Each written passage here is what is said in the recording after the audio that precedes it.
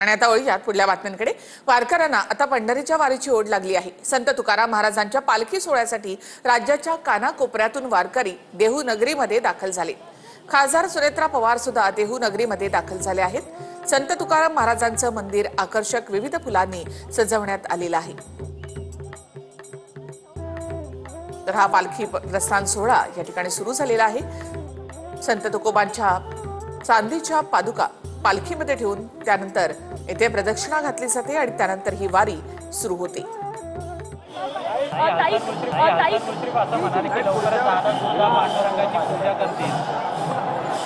आता ते बोलले असतील, तुमची इच्छा आहे का की तुम्ही देखील पांडुरंगाची पूजा लवकरच करावी आणि दादा मुख्यमंत्री व्हावे?